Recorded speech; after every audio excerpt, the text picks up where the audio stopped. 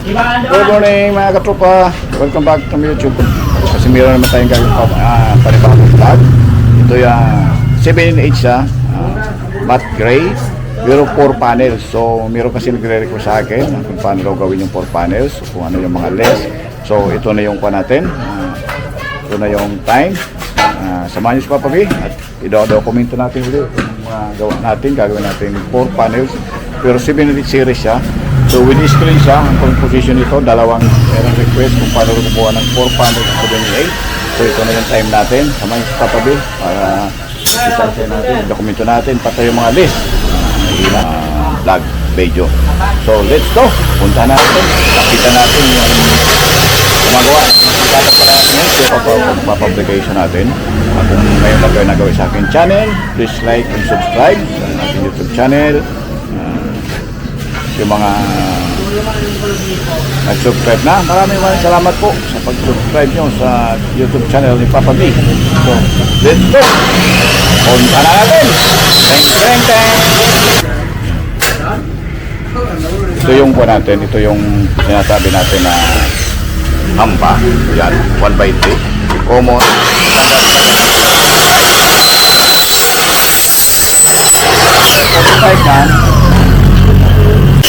Ito 45, babrakita niya ng dalawang bracketer boys. Yan si... Ito na yung mga... Yan yung ko natin. Pero ang finish yan ganito na. Satan lang natin. Yan yung finish na. Gray. Yan yung 45. Binabrakita nila lang.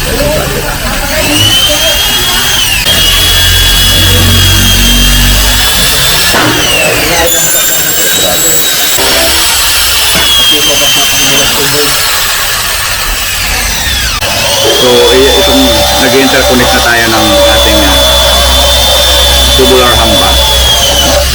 Sanay ka man magbali dyan. May sanay ka man magbali.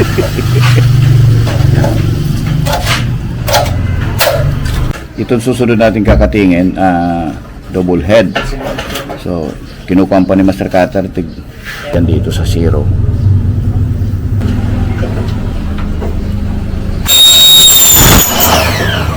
Yan na yung sunod natin, kakatingin ay ito na yung header, double head.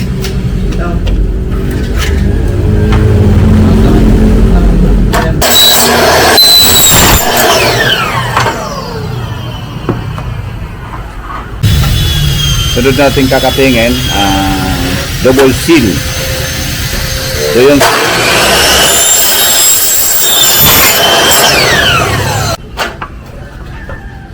ito yung cutting natin, lock style.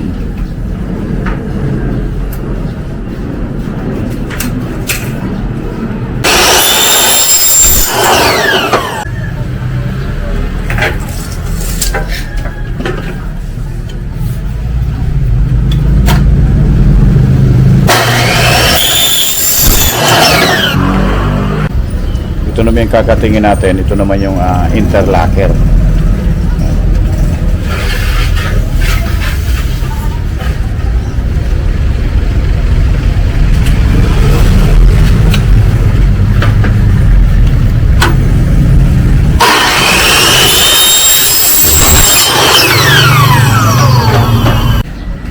So dito naman tayo katropa sa sunod nating katingin. Ito naman yung top bottom rail. So yung section kasi ng top bottom rail tinawag kasi yung bottom sa top isa lang yung section niya.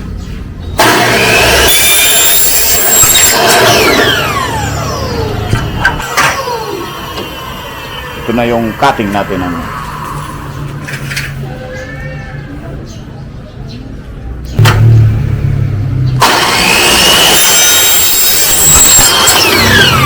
na cutting. Ito na yung kuha natin. Ito na yung ating kuha. Ito na yung finish pero hindi pa siya napapunch. Ito na yung na-finish na cutting natin. So susunod natin ito, ipapansa natin to. So yan na yung na-cutting natin buong set. Panel, yan o. So yung seal. Yan na yung overall na nakating natin kasi dalawang door yung sa apat. Kaway-kaway naman sa aking vlog yan. Medyo seryoso mukha, baka malingap. Si Juan, yung nakadilaw naman, yung nagtago. Ito yung top. So, yung top kasi, ang kuha lang naman talaga butas. Ayan yung jam. Oh. Sa jam kasi, common butas lang. Kasi ito yung nag-interconnect ng head sa kasil, yung jam natin. Ayan. So, dito lang pinapansyan. Ay, tingnan natin ulit. Sa seal naman tayo, side. Yan, sige. Ano yung seal natin dyan ay? Papunta mo doon. So, medyo talaga madugo pag nagkuka nito. Sana yung seal natin. Ito lang. Sabi kwanto may mga die. Saan? Dito. Ayan. Ito yung seal naman natin. So, ganun din. May iba kasi yung distansya. Ayan. Okay, ito na yung buo. Sige. Next. Ayan. Ito naman. Aray ko. Oo na. Okay. So, dito na tayo sa mag-panser natin. So, panser mo ka, tropa. Yan yung pa natin. Yung panser natin. So, may mga videos na tayo nito. Papakita lang natin ito kung paano ginagawa pa sunod-sunod. So, after kasing cutting, na marking natin, ito na yung sunod natin panser.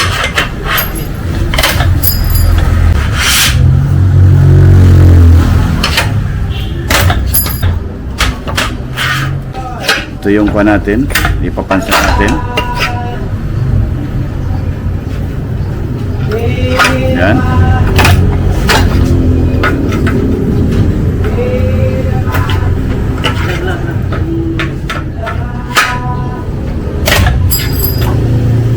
Okay. Ayan na yung kuha natin. Top bottom kasi rin yan eh. Yan na yung finish natin. Yan. Okay. So ito naman, next tayo. Ito naman yung sa top bottom. So yung top bottom kasi, akala mo hindi lang pinans kasi maliit lang yan eh. Pakita mo rin. Oh, ito lang kunti lang oh. Yan oh. Yung kunti-kunti lang kasi para yan. Para sa roller lang kasi yan. Yan. So papakita pa natin. Yan yung kuha natin. Tutukan natin. Yan yung kuha. Okay. Pan. Yun. Kabila. Yan. Yan yung kuha natin. Yung mga actual na kuha natin. Yan. Ito na yung mga na-pans. Kanina kasi sinata natin. Hindi pa na-pan. Yan.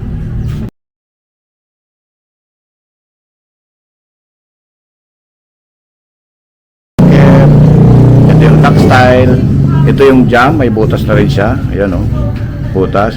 Mapansin mo yung head sa kasil. Yan. Pag ganito kasi yan. Yan, pakita natin yung pinakang actual yan. Ito yung header. Ito yung seal. Mapansin mo wala talaga siyang kantas. Kasi ito yung mag-interconnect. Yan o, dito tin-interconnect yung mga kuha natin. Mga tornilyo. Yung screw. Ginamit natin screw dyan. 8x1, ay 6x1 saka 6x1/2. So ito naman yung kuha natin. Top rail. Yan. May pads naman rin konti. Konti lang o. Kasi kita natin, pakuha nga isang kuha dyan yung gulong, pakita natin kung bakit pahingi isang gulong natin. Lagyan mo nga itong gulong rin, kaya pinapansyan kasi pag linalagay yung gulong yun, itong kuha na to, itong bakal na to kailangan magpantay dito, may bawas yung malit dito, pinapansyan. Yan ang purpose. Okay.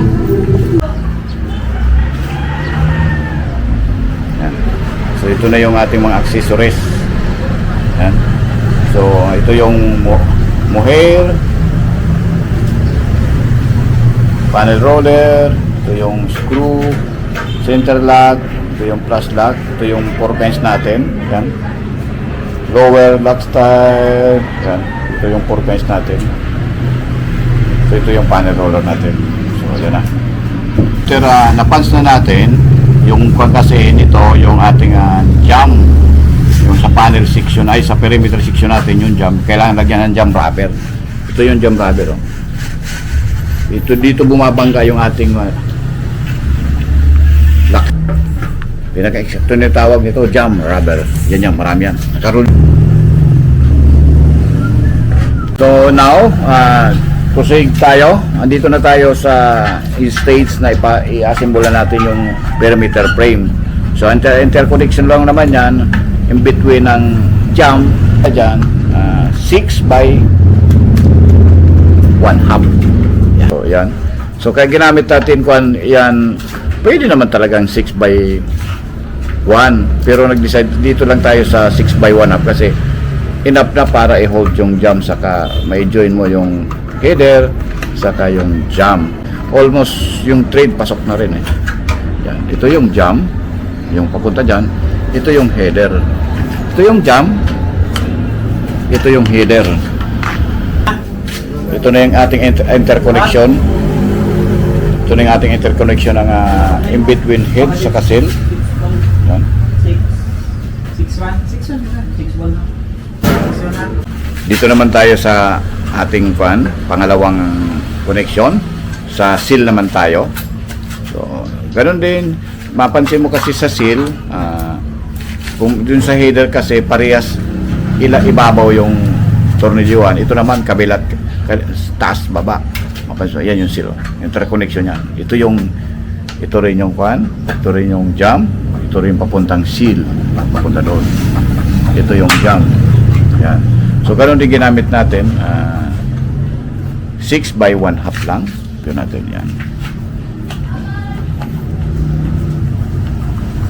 So, mas better yung pag interconnect nyo niyang head sa seal, yan, naipit yung jump para walang galaw-galaw talaga. Yan. Yun. Ito yung jump, ito yung seal pag ano. Ay, sorry. Tama, ito yung seal, ito yung jump. Kung i-categorize mo na yun na yun, kabuhan na, malayo kasi. So, ito na yung kabuhan natin. Yan. So, head sa taas, yung sa taas na yan. Oh. Yung magkabilang kuha natin, side, yun yung jump. Yan. Next naman natin, assemble rin katropa, doon naman tayo sa panel section. Ito na yung ating panel section. Composition ng panel roller, and then double 4 kinds, textile interlocker at saka top bottom. Ito yung ating bottom rail, yan yung isa pa. Yung doon sa isa nalagyan na natin yan, oh. Ay gulong na. Kita natin yan. Ito yung lagayan ng panamin. Ito yung nilalagyan ng gulong. Papunta doon. Okay, yan yung gulong, lalagay natin. Yan. And then, yun. Then, interconnect na nung natin. Yung, yan. Ito yung natin. 4 kinds. Yan.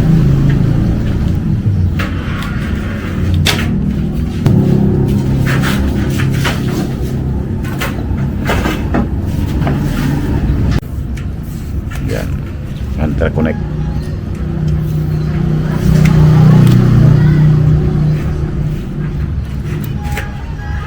So, kasi may mga panser yan, kaya mabilis. Ito ko.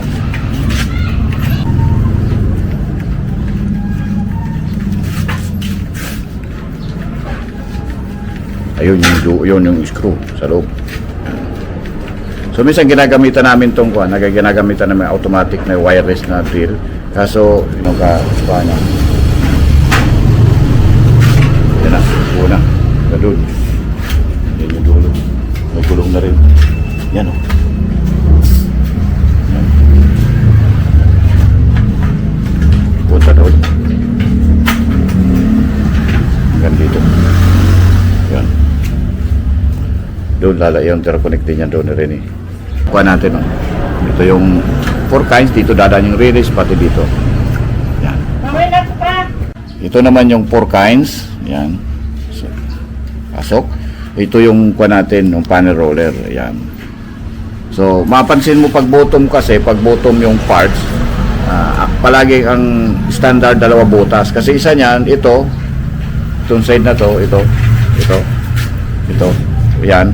Yan yung adjustan ng kuha natin, ng panel roller. Ito naman butas na to, ito yung para ma-screw mo yung yung ating ma-interconnect mo yung lock style saka top and bottom. Okay, connect. Yan. Kaya tingnan mo kung saan ilalagay ni Rene yung yung butas. So pangalawa yun, simula sa baba yung pangalawa. Yan. Yan. Yan lang yung top rail, top bottom rail saka yung yun at na panel section natin. Ang ginagamit natin 6x1. Yung 6x1 up doon tayo sa perimeter, top bottom. Yan. Nakita nyo papasok na doon sa corner. Mayroon talagang provision yan. Yung nag-extrude ng aluminum, pinukan yan. Yung finish ng kuha natin panel, yan o, top. Yung mataas kasi kaya hindi natin masyatan yan. Yun. Yan na yung kabuuan ng ating 4 panels, katropa. So, ito yan 7 and 8 sliding glass door na 4 panels. Yan na. Naka-scale ito na. So, hindi lang natin ma-open kasi baka mag-bar down. Mahawakan mo dyan, ma. Yan. So, ang common yan, nakapix yung ay magkabilaan dulo. Ang bukas niya pa left and right. Yan, pag ganon. Then, kabila naman. Then, yan o. Yan ang opening niya. Tapos pagbalik, ganon din. Balik. Yan. Kabila. Okay. Ito na yung 4 panels natin. Pre-kuan lang natin. Pre-functioning. So, yan lang. Tapos pabalik. Focus natin. Yan. So, wala pa kasing glass yan. Ito pala yung panel. So, pero as a good na to. Kasi magtatabas na kami ng glass. Okay. So, pinipis namin. Ilagay na namin. Mamaya pa-function test natin. Yan na yung kabuuan ng kuha natin. Ng pintuan. Ito yung 4 panels. Composition to ng gray. Gray yung kulay ng ating aluminum section. 4 panels siya. Dagdag pwersa. Yan. Very good. Ay, sinisipat ng maigi. Sige, tigalay na lang namin yung speaker. Yan na yung kabuuan ng gas. One function yan, nakabukas, fully open. Yan. And then, pabalik, sara. Ay. Yan. So, buksan ang aircon, magkape-kape. Yan, masilat pa kami dyan. Ang nagagalaw yan, sige yan. Bukas yan. So, yung dalawang panel yan, yung gitnang panel, yun ang nagbukan na side. Na panel, yun ang nakapix. Ang concept. Yan. Yan.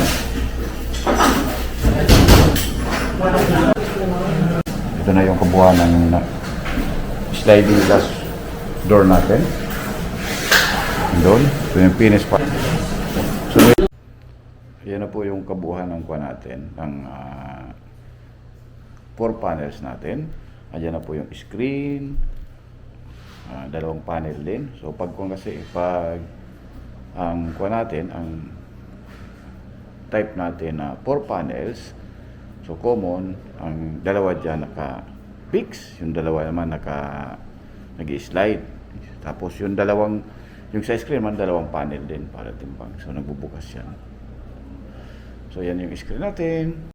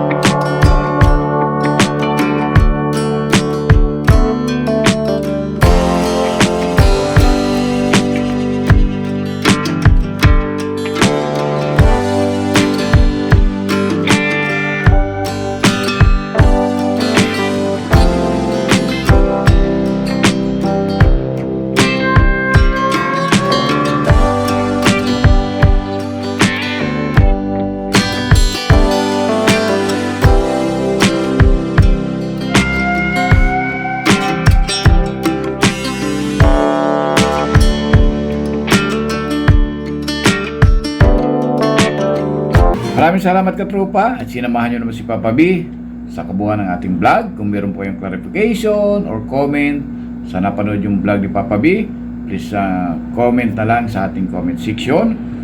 Sa mga nag-subscribe sa aking YouTube channel, maraming salamat po.